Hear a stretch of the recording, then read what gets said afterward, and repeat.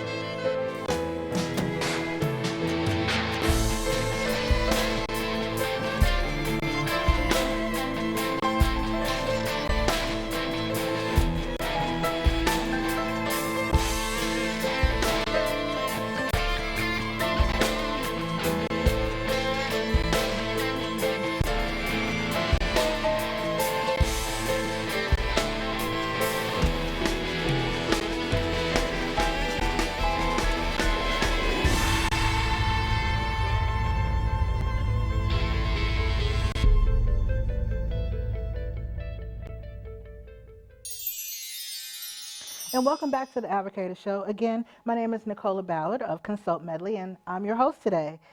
We have Mike Race here today. And I was scared I was going to mess his name up, but I didn't. Mike, tell the viewing audience a little bit about yourself. Wow. The reason I'm here is because I identify as pansexual, and that's what the topic is today, and we're going to talk a lot about that. But I also study creativity at Buff State, which is an amazing program, and there is some parallels between pansexuality and what I study at Buff State. I also have a business on the side called Dark Labyrinth Entertainment, and it's a Halloween entertainment business that brings new ways to experience Halloween in a creative way. So that's a little bit about some of the highlights of my life. Okay. Mike, tell us, why do you feel like you can speak about this? Well, mostly from personal experience, of course. Mm-hmm. It's been quite a journey getting to this point, and I haven't always identified as pansexual, but now that I've done a lot of studying over gender studies and just self-discovery and self-awareness around the topic allows me to speak pretty educated about it. Okay. And for myself and our listening audience also, what is pansexuality? Yeah, that is the question, isn't it? So pansexuality is, if you break it down, the word pan, or the prefix pan, means all. Mm-hmm. So one that identifies as pansexual is someone that is attracted to all genders, which can be confusing for some people because many people view gender as a binary, meaning that it's either this or that, male or female. And rather, gender is actually on a spectrum, and you can fall anywhere on that spectrum, and pansexual opens up the opportunity for you to be in love with or have a relationship with really any gender, regardless of whether they identify as male, female, or anything in between, which we'll talk about some of the what the in-betweens so look just like. as to recap, just so everyone understands, that pansexuality doesn't necessarily mean a gender, but means how you feel in relation to other people? Yeah, when we talk about sexual orientation and gender, they're related because they are under the same umbrella, but gender is one topic and sexual orientation is another topic. So sexual orientation is your preference of who you can have a relationship with and things of that sort, whereas gender is how you identify as your gender role in society. Okay, so we're going to dive into that just a little more. And if you could, please describe sexual orientation such as gay, lesbian, homosexual, bisexual, monosexual, metrosexual, transvestite, transgender, and so forth. Yeah, there's a lot of sexual orientations and gender identities, and it's probably hard to speak to all of them, but some of the more common yet maybe misunderstood, some, of course, gay and lesbian are you love someone of the same gender as yourself, which homosexual, which stems from homo being the same. Then we have bisexual, meaning you're open to the binary, the both male and the female. Asexual, meaning that you're not attracted to any sexual gender. That doesn't mean that you don't have relationships, but asexual means that you don't really engage in sexual activity. The transgender portion of it, though, what exactly is a transgender and how does that relate to transsexual?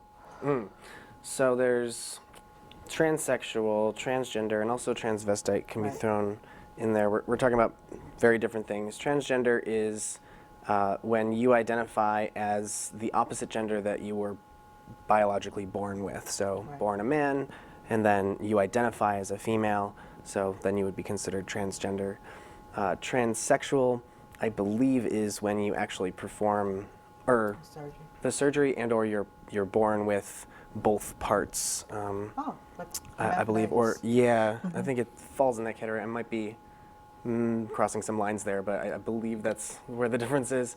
And transvestite, to my understanding, is someone that likes to dress in the opposite gender's clothing, usually for sexual arousal or something of that sort, which is different than being that doesn't necessarily mean that they prefer the same sex because they dress. Yeah, transvestite is more related to like cross-dressing as opposed to what your sexual preference is. Which brings me to my next question. Yeah. Drag, yeah. So drag, which is also a very different thing. You do dress as the opposite gender when you perform drag, which I have done, but it's not necessarily about the sexual arousal. It's more about kind of making hilarity over the gender specific. So usually when you see a drag show, they're certainly dressed as the opposite gender, but it's over the top. Like they have a very large bosom, very big hair, lots of makeup. And you can win a contest even. There's plenty of contests. I've seen pictures of you in drag and the transformation is amazing. Thanks. I actually do have a title, Miss Fredonia. I won Miss Fredonia way back my college days. So that's fun. Well, I just think that people don't really get the whole full spectrum of what it is between pansexual and bisexuality. And if you could just bring a little light to that real quick before we go to break. Yeah, it's quite a battle. And actually, I came out as bisexual initially because I didn't know pansexual existed. But bisexual, generally means you're attracted to men or women. And then pan just opens the door to more genders that maybe people don't even realize exist. So that's the biggest difference. And I think most people I would say would think that there's only two genders, so there's either male or female, but when you're pan, it doesn't mean that you feel male or female, you just love who you love, right? There's a lot of people's, my reason for being pansexual is because I love who I love. It's gender is not the first filter that I go through. Oh, well, I can't consider you as a partner because you're this. That's not a filter that I go through. But does that mean today you can dress like a guy and tomorrow? Well, that's getting away again from the sexual preference. That's more of the identity side of things. I don't personally identify as anything other than a man. Even though I've performed drag and stuff, but that's more so the philanthropist in me. That's the right word, right? Yeah, I know. maybe. No, that's someone that's charitable. Actor. I was trying to. The actor, yeah. Thespian. That's the word I was Yes, looking. thespian. Anyway. Yes. Yeah, so that's just Well, me that, playing you know, characters. a thespian can be a philanthropist. We'll take that. It's true. I'm both. That's very cool. Well, I'll tell you what, we're going to go to a short break real quick, and then we'll be back in just a moment. Cool. Stay tuned. I believe in nature. I believe in the spirit. I believe in trust. Beauty. I believe in my mom. Strawberry ice cream. Fortune cookies. Chocolate. I believe in The Tooth Fairy. being honest with yourself. I believe in Santa Claus. Aliens, of course. I believe what I want to believe. I believe in myself. I believe in myself.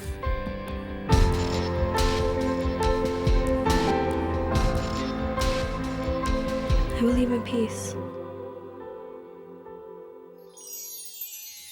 Hey, and welcome back to The Advocator. Again, I'm your host, Nicola of Consult Medley, and I am here today with Mike, and Mike is telling us all about the topic of pansexuality.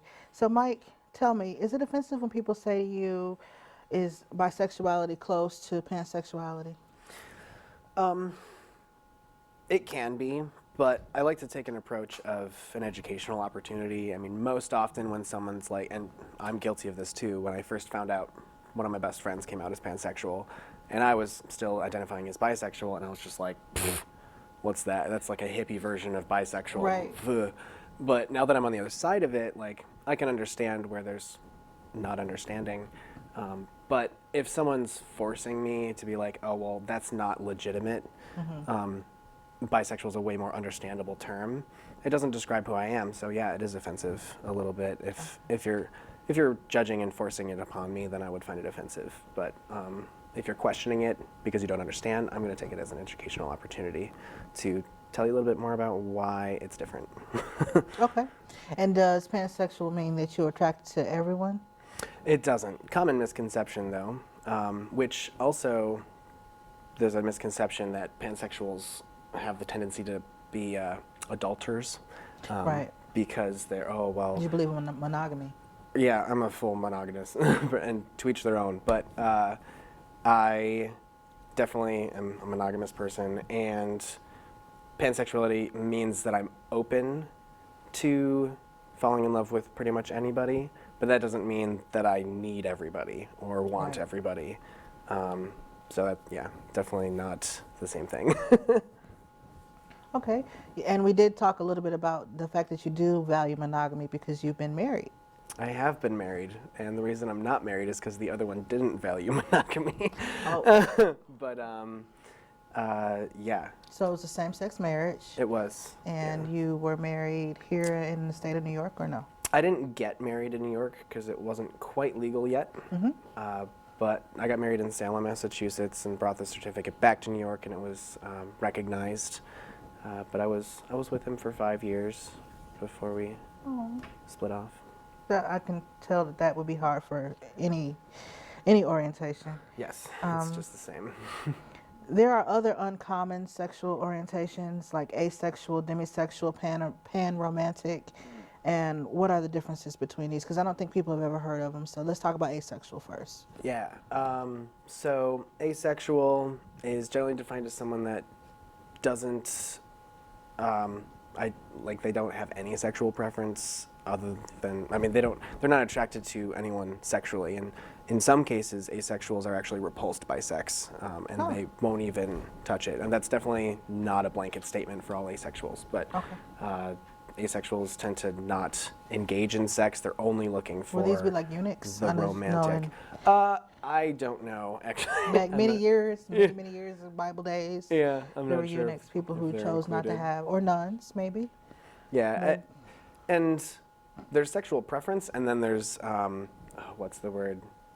Abstinence. That's different because asexual means I don't have temptation. I don't think about sex like the rest of the world does. I'm not looking for it and that kind of stuff. Whereas abstinence is I'm choosing to not have sex even though I may be sexual attracted urges. to whatever. Right. Yeah. And demisexual, what is that?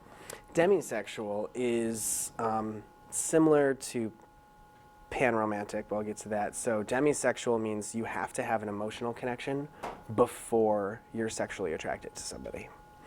Huh. So Well, I think most people have that. that it's probably more common, and you can identify as demisexual and heterosexual. You know, you're both of those things. Demisexual is kind of a thing on top of your sexual preference, to identify that you have to have emotions, I would connection. argue some people don't have that too. Yeah, absolutely. Given the new generation. Yeah, I'm actually not sure if they have a term for that, but And pan-romantic, because I hadn't Yeah. heard of that at all. and panromantic is similar to demisexual in that you have to have an emotional connection first, but then you're just throwing that pan on top of it so that you're open to any gender. So demisexual, demi meaning, I think it's half is the prefix. Yeah, like demigod. Yeah, exactly, demigod. Half and half.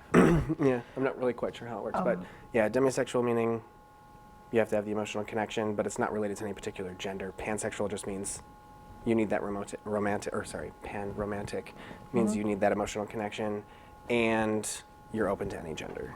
Okay. And I know we kind of covered this a little bit, but why do you specifically identify with pansexual as opposed to bisexual? Yeah, it's really about being open, and As that with creativity. yeah, which ties in with my creativity studies. Being open, not making the judgment, not using the filter of I can't consider you as someone that I would be compatible with, someone that I could spend the rest of my life with, simply because of what's between your legs, or how you identify, or whatnot. And I don't want to cut myself off from the opportunity to have a beautiful relationship with whoever I may encounter. I'm curious to know how that relates to anyone's life, really. You know. Yeah. So there is a Facebook page that Yes. people can find out more information. Because the whole purpose of this is to educate people about these, so that conversations can happen in living rooms, so that people can understand what's going on with their kids or their adult children or family members. So what is the Facebook? Yeah, there's a Facebook group. It's called Pansexual Pride. Pretty easy to remember. And it's actually really hard to find support for pansexuality because it's so not common. About 2% of the population might identify as pansexual. So there's not a lot of resources for pansexuality specifically. There's certainly LGBT resources and things like that, but not specifically for pansexual. So but are they accepted? Are pansexuals, accepted in the LGBT? I'm saying community? That wrong. I said No, it. you got it. Yeah, I said it right. You okay. got all the letters. Yay! Yeah. There's a couple renditions Yeah, of that I too. But it actually is difficult in some cases for pansexuals to be accepted into, or even bisexuals to be accepted into the LGBT community. Even B stands for bisexual. I've actually had a personal experience when I was at SUNY Fredonia. I wasn't really involved with the Pride Alliance, but I was connected to some people that were involved. And the president of the Pride Alliance at the time blatantly stated at a meeting that bisexuality didn't exist. Wow. And that you had to be either gay or straight, and there was no choice around it. And believe me when I say that they lost most of their members that day. Wow. It was quite a thing. And a lot of people struggle with that they can't accept the fact that I was called a switch hitter when I was younger because I would go back and forth. So. Well, we really appreciate you coming on the Advocator today, just to kind of educate myself and others about pansexuality. Thank you for being on the show.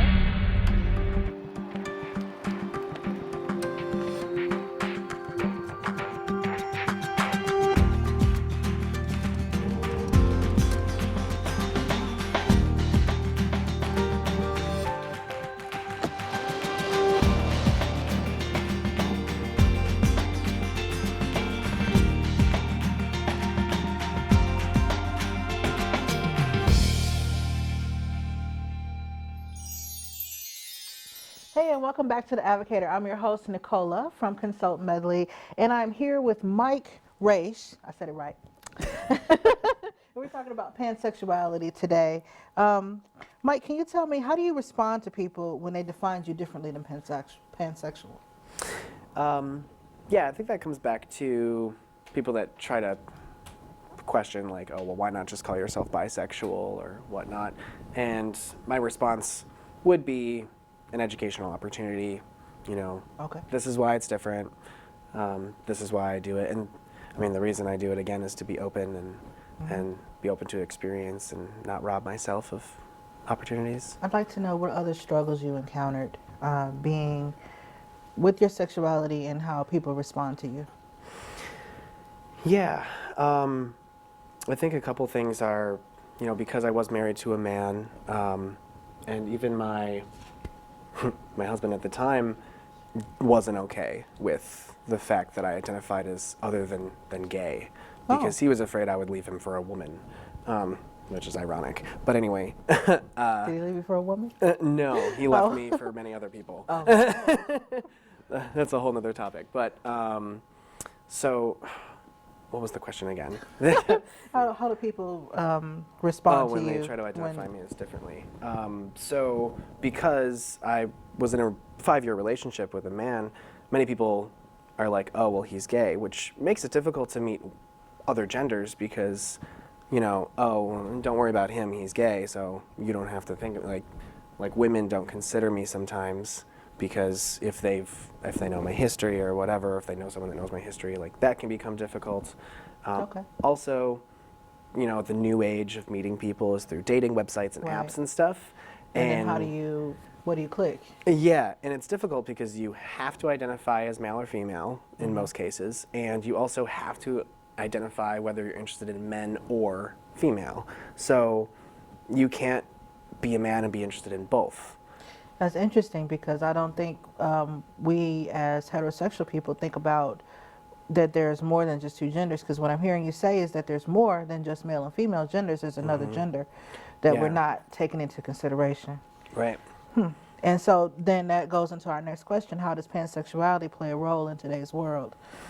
Yeah, my personal belief is that, you know, the LGBT community and particularly the pansexual community is pushing evolution forward, which I think is a pretty big statement. But I really do believe that it's more natural to be pansexual than it is to identify as a strictly something else. Okay. Reason being is, again, to be open to experience. And, you know, I think most people will agree, unless you're stubborn, that you might have thought about making out with someone with the same sex before, or like, you know, No. yeah, and you've But had a thought, you're like, that- oh, I that's just a pictured, possibility. I pictured that person naked for a second. I Oh. gotta take a step Oh, no. back. That's weird. And like, these are, you know, But in college, I do hear, not myself personally, but in college I have heard that people have had that experience and they speak candidly about it and they're heterosexual and they go on with their lives Right, later. yeah, So I don't think that it's so exactly. far-fetched to, I think that what it is a fear. People Yeah. have a fear of something that they don't understand, so they bash it. That's what Right. anything. yeah, exactly. The most important point that we need to make for the viewing audience today, and that what you want people to walk away from the show with, what is that? My biggest message I can send is that you have to be open. You have to be open to considering that you might be different than you've been raised or told to be, and you also have to be open to other people. And you know, when you hear about an identity, there's no way that we covered all of the sexual identities Right. and orientations.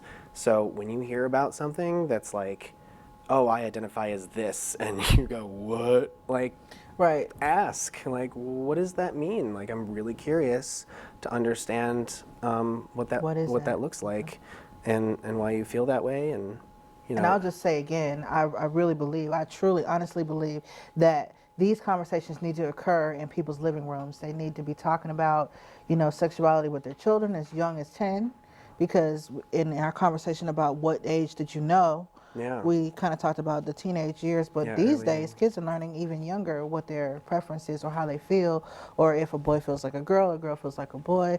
And I think parents are afraid to have these conversations. So who do you have that conversation with? The church? Right. The school? Who? the parents. Mm-hmm. So they need to be educated. So it's great. Yeah. Again, please tell them where they can find the website and the Facebook. Yeah, Facebook group Pansexual Pride. Feel free to join for support, and everybody's welcome there if you're an ally and whatnot, or bashing. transgender. Yeah, absolutely, you'll be kicked out. There's no hate there, all love. And to talk to the younger child thing, like most people start having a sexual identity like by the age of 6. So, you know, we hear all these stories about people leaving their spouses when they're 40 or 50 and discovering themselves, and it's because we are boxing children in early. Right. When we need to. I personally know people who Right. found themselves in a different sexual orientation after the age of 60, and they are happy in their relationships today. Yeah, and can you imagine being like tied down or living in a cage for 60 years Nope, and going, I can't imagine. free finally, because they didn't just turn that way. Right. They've Well, that's the been misconception. that way. Right. Right. They've been that way the whole time, and they woke up. They woke up. They realized they have the courage and the understanding to move forward and let themselves be happy and enjoy life that we all have the right to do. We all have the right to enjoy life. I disagree that people have the right to judge other people. My personal beliefs, when they come into play, would say that we don't have the right to judge someone based on how they feel about themselves. And it's really none of our business what they're doing in their homes.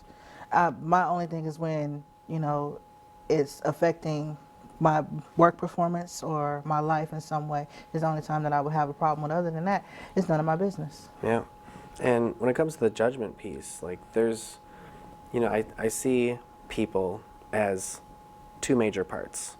There's the physical entity, and then there's like the emotional entity. Right. And the emotional entity is your personality. That's what Yes.